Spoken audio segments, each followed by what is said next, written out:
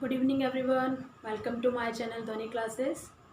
So, today we will start class 9, History's first chapter, The French Revolution's second lecture.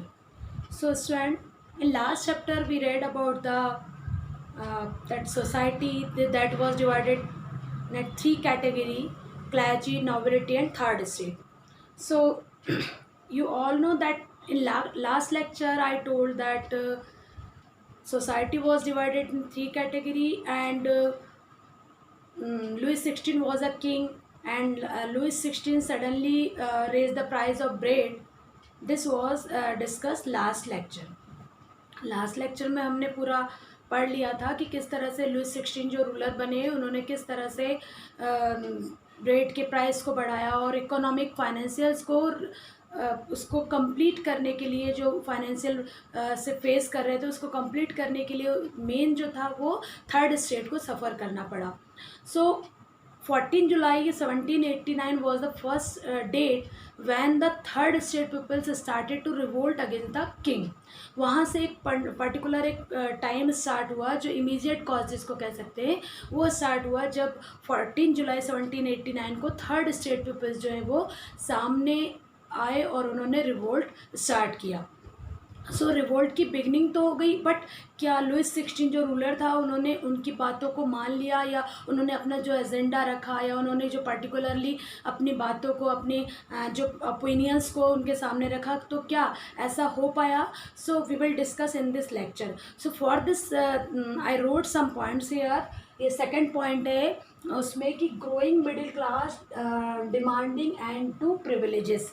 ये हमने last lecture में मैंने आपको बताया था कि जो क्लर्जी होते थे and that second one nobility होते थे, they were having the rights to by the birth, यानी जो उनको सारे राइट्स बर्थ से होते थे, और जो फर्स्ट थर्ड स्टेट पीपल्स होते थे वो किसी तरह के उनको राइट्स प्रोवाइड नहीं थे, बल्कि उनको टैक्स पे करना होता था.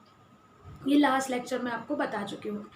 अब क्या हुआ कि 14 जुलाई 1789 के इंसिडेंट के बाद का हुआ ऐसा होता है कि ग्रोइंग मिडिल क्लास, जो मिडिल क्लास है उसमें से एक अलग से एक पर्टिकुलर ग्रुप सामने आया.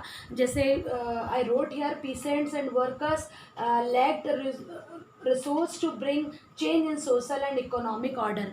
यानी जो पीसेंट्स थे, स्मॉल पीसेंट्स थे या और जो वर्कर्स थे, और हमने ये भी पढ़ा था कि थर्ड स्टेट में मर्चेंट्स भी हुआ करते थे, कई ऐसे बिजनेसमैन भी हुआ करते थे. तो जो बिजनेसमैन थे और जो वर्कर्स थे उनमें कई पढ़े लिखे और समझदार व्यक्ति भी थे. मतलब एक जो मिडिल क्लास था, मिडिल क्लास एजुकेटेड होने लगा. एजुकेटेड होने के साथ साथ they started to think about their self, यानी उन्होंने राइट्स के बारे में समझा, राइट्स के बारे में जानने लगे, और उनमें से एक पर्टिकुलर ग्रुप सामने आया और कई ऐसे सोशल रिफॉर्मर हुए इसमें जो मिडिल क्लास को लेकर, मिडिल क्लास के ओपिनियंस को, उनके एजेंडा को लेकर आगे, उनके डिमांड को लेकर आगे बढ़ने लगे.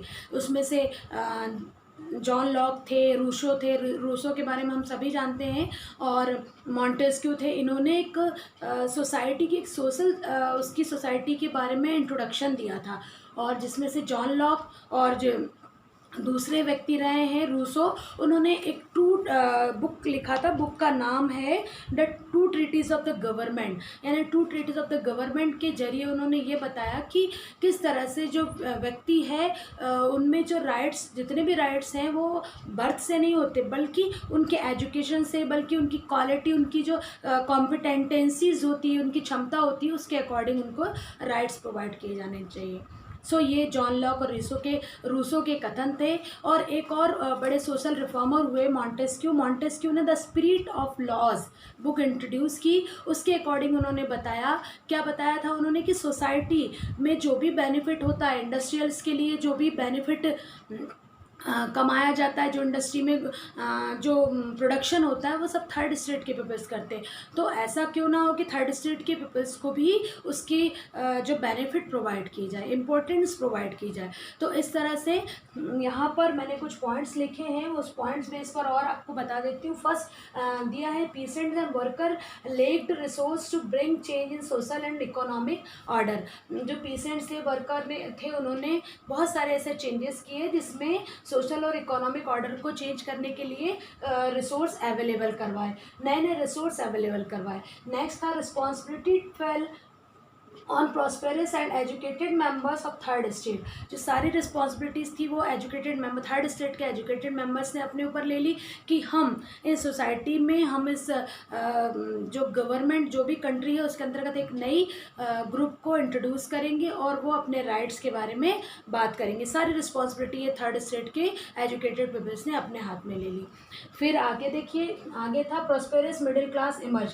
प्रॉस्पेरस मिडिल क्लास इमर्ज होता है मतलब एक नया क्लास सामने आता है और उस क्लास के सामने आते ही न्यू आइडियाज़ स्प्रेंग अप, नए नए आइडियाज़ लेकर आए। वो जो नया मिडिल क्लास था वो नए न्यू आइडियाज़ लेकर आए। Creation of the society based on freedom, equal laws and opportunities to all. और जो नई मिडिल क्लास, जो न्यू आइडियाज़ स्प्रिंग अप हुए, वो आइडियाज़ कैसे थे, जिन्होंने किस पर बेस्ड था, फ्रीडम पर बेस्ड थे। फ्रीडम के साथ साथ किस पर बेस्ड थे, इक्वल लॉज पर बेस्ड थे, इक्वल अपॉर्चुनिटी पर बेस्ड थे। तो ये जो सेकंड टॉपिक था इसमें कि किस तरह से न्यू मिडिल क्लास का इमरजेंस हुआ। इसमें फिर जो लुईस 16 थे, जब उन्होंने देखा कि एक सोसाइटी पर्टिकुलरली ग्रोथ होने लगी है तो उन्होंने और भी कई ऐसे लॉ इंट्रोड्यूस किए ताकि ये जो न्यू सोसाइटी सामने आती है उसको क्या किया जाए, उन पर जो टैक्स लिए जाते थे और क्या कहना चाहिए उन पर, और उन्होंने उसको इंक्रीज़ कर दिया। और उन्होंने बताया कि ये जो भी ये लोग रिवोल्ट कर रहे हैं ये टैक्स और सिस्टम के अगेंस्ट है। तो इस तरह से ये सेकंड पॉइंट जो इसका फर्स्ट चैप्टर का सेकंड लेक्चर कंप्लीट होता है। और थर्ड लेक्चर में शॉर्ट लेक्चर डालूंगी ताकि आपको किसी तरह की कोई प्रॉब्लम ना हो। ये सेकंड पॉइंट था जिसको हमने डिस्कस किया। If you like, so you can like and subscribe my channel. अगर कोई डाउट हो so you can comment me, I'll explain in other video broadly. So thank you student, thank you, have a nice day.